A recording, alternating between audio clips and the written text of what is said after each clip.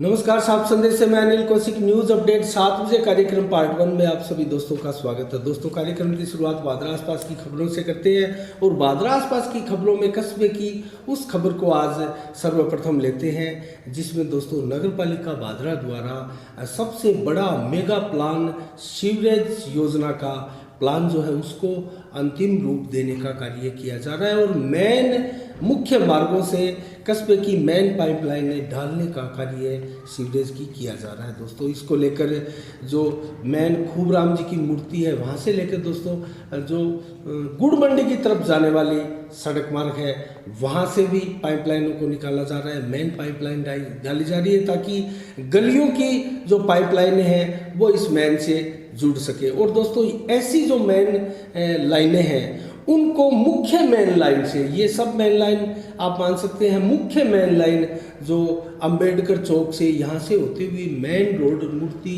जी खूबराम जी की मूर्ति चौक है सावा बस स्टैंड की तरफ, ये कस्बे की सीवरेज योजना की मेन लाइन है दोस्तों। और इसमें सभी लाइनें जो मुख्य बड़ी लाइनें हैं वो इसमें जुड़ेगी। और इसके बाद में दोस्तों जो कार्य होगा वो होगा घरों के आगे जो चैम्बर बने हैं उनमें कनेक्शन जोड़ने का कार्य होगा। और हमने 2-3 दिन पहले भी आपको एक वीडियो भी दिखाई थी, मेन जो पाइपलाइनें हैं उसकी दोस्तों जो निर्माण सामग्रियां थी वो किस कदर जो है वो टूट रही थी।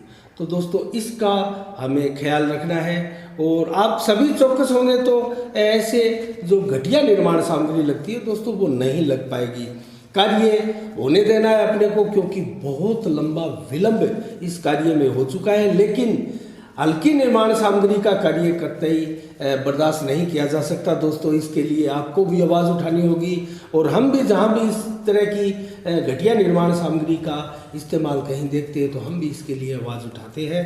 और नगर पालिका से भी निवेदन है कि वो भी इस के लिए विशेष सतर्कता रखें और जो कंपनी की तरफ से कार्य चल रहा है दोस्तों उसमें किसी प्रकार की कोताही ना हो, ताकि बादरा की सबसे बड़ी जो सीवरेज योजना है ये इसके अंदर किसी प्रकार का आगे जाकर उसके अंदर त्रुटियां पैदा हो, आगे जाकर उसके दुष्परिणाम सामने आए, तो ऐसा कार्य नहीं होना है।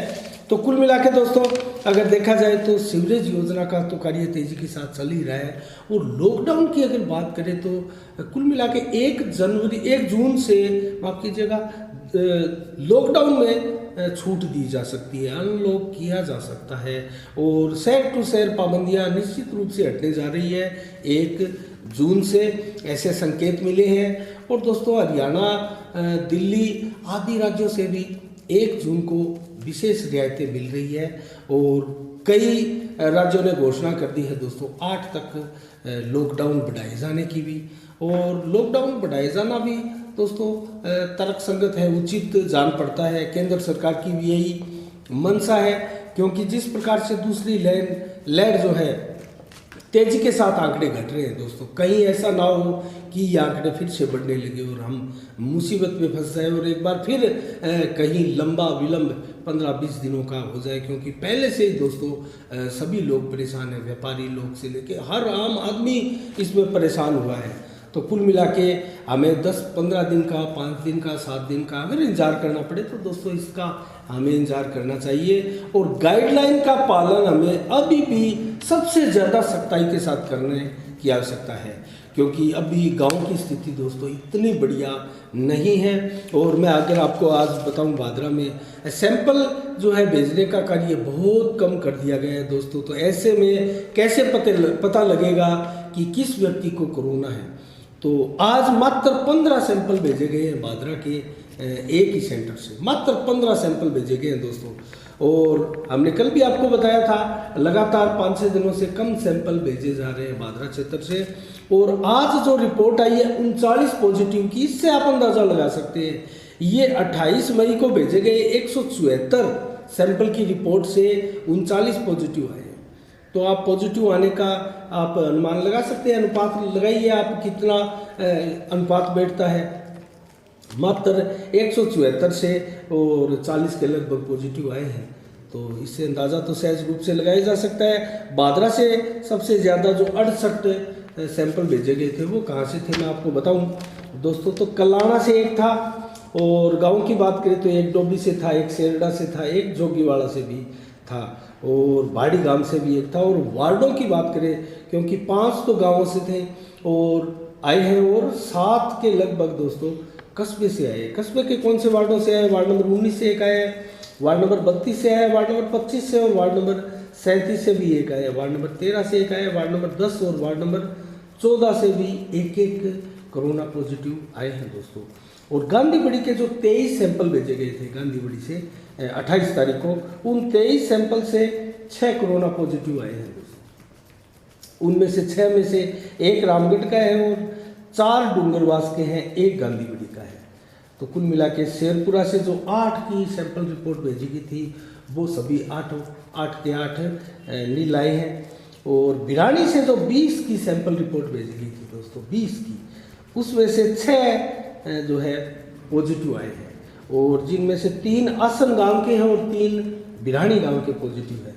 जबकि अनूपशहर से जो 12 सैंपल रिपोर्ट भेजी गई थी अनूपशहर गांव से, उनमें से 3 पॉजिटिव आए हैं दोस्तों और तीनों के तीनों ही अनूपशहर से आए हैं। और छानीबड़ी से जो 43 सैंपल रिपोर्ट गई थी 43 लोगों की, उनमें से दोस्तों 12 कोरोना पॉजिटिव आए हैं। बादरा में 68 से 12 आए हैं, जबकि छानीबड़ी में मात्र 43 से 12 कोरोना पॉजिटिव आए हैं। और उनमें से दोस्तों सबसे ज़्यादा अगर हम जिक्र करें तो 10 छानीबड़ी से आए। छानीबड़ी की स्थिति का आप अंदाज़ा लगा सकते हैं, वहाँ स्थिति गंभीर है दोस्तों, वहाँ स्थिति अच्छी नहीं कही जा सकती। अभी तक एक जानसन से और एक गड्डी छानी से आया है। तो कुल मिला के दोस्तों ये था आज की रिपोर्ट, जो 174 की सैंपल रिपोर्ट से 39 की कोरोना पॉजिटिव रिपोर्ट आई है। और अब मैं अगर बात करूं दोस्तों पालिका की, एक छोटी सी मैं समीक्षा करना चाहूँगा। पालिका अध्यक्ष पद को लेकर दोस्तों यहाँ रस्साकसी बढ़ी हुई है और बलवान पूनिया विधायक, कामरेड विधायक के बीच और बलवंत सैनी के बीच, वाइस चेयरमैन के बीच दीवारें लंबी होती जा रही है दोस्तों। अगर देखा जाए तो हाजी दाऊद कुरैशी जो चेयरमैन थे और वाइस चेयरमैन बलवंत कुरैशी बने थे, दोनों ही विधायक गुट के माने जा रहे थे और बलवान पूनिया के अथक प्रयासों से ही इनका एक तरीके से एकीकरण हुआ था। और किंग मेकर की भूमिका बने बलवंत सैनी, जिनके पास 4 पार्षद थे, उनके समर्थन से ही हाजी दाऊद कुरैशी ने यहाँ पालिका में जो है 21 के रूप में बहुमत हासिल किया था। 40 वार्डों की इस नगर पालिका में बहुमत हासिल किया था 21 का, और 19 के रूप में मांगीलाल गोयल भाजपा के दोस्तों यहाँ चुनाव हारे थे चेयरमैन का। तो कुल मिला के अब स्थिति ये है कि दोस्तों एक तो गोपी रेपसवाल का देहांत हो चुका है, वो सीट खाली हो चुकी है। और हाजी दाऊद कुरैशी 12 नंबर वार्ड से चुनाव जीत कर आए थे, चेयरमैन बने थे, उनका देहांत हो चुका है और एक सीट नौकरी लग जाने की वजह से खाली है। तो कुल मिला के 3 सीटों पर उपचुनाव यहाँ भादरा में आगामी 6 महीने की पीरियड में होने हैं दोस्तों। और कुल मिला के देखा जाए तो आकस्मिक निधन से हाजी दाऊद कुरैशी के ये स्थितियाँ पैदा हुई है दोस्तों।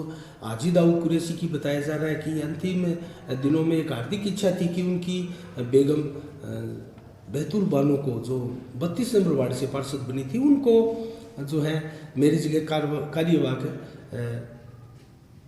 चेयरमैन पालिका अध्यक्ष बनाया जाए। उनकी ये एक मंशा थी कि अगर मुझे कुछ होता है तो ऐसा आप करें। तो दोस्तों उसको भी देखकर एक सिंपैथी हाजी दाऊद कुरैशी परिवार के प्रति है। लेकिन दोस्तों नियम, रूल, रेगुलेशन क्या कहते हैं, पालिका एक्ट क्या कहता है? पालिका एक्ट के अनुसार जो वाइस चेयरमैन होता है दोस्तों, उसको ये पद पे काबिज कराया जा सकता है और उसका ही पहला हक बनता है दोस्तों।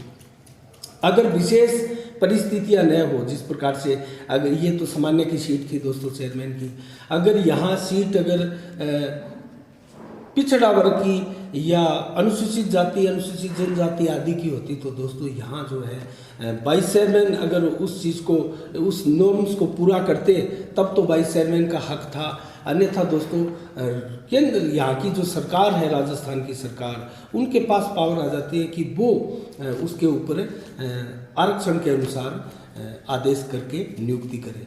तो दोस्तों कुल मिला के स्थिति पेचीदा तो मैं नहीं कहूँगा, लेकिन विधायक बलवान पूनिया जिस प्रकार से प्रयास कर रहे हैं हाजी दाऊद कुरैशी परिवार के लिए, तो स्थिति एक प्रकार से पेचीदा दिखाई देती है, क्योंकि दोस्तों हाईकोर्ट से 3 जून को फैसला आ सकता है इसको लेकर, क्योंकि बलवंत सैनी जो है वो हाईकोर्ट में अर्जी दी थी उन्होंने, और हाईकोर्ट ने एक प्रकार से 27 मई का आदेश भी दिया था कि बलवंत कुरैशी को कार्यवाहक अध्यक्ष बना दिया जाए। तो कुल मिला के ये स्थिति जो है बनती हुई नहीं बल्कि बिगड़ती हुई दिखाई दे रही है, और कहीं ना कहीं विधायक बलवान पूनिया के भी नाक का सवाल बना हुआ है ये सीट दोस्तों।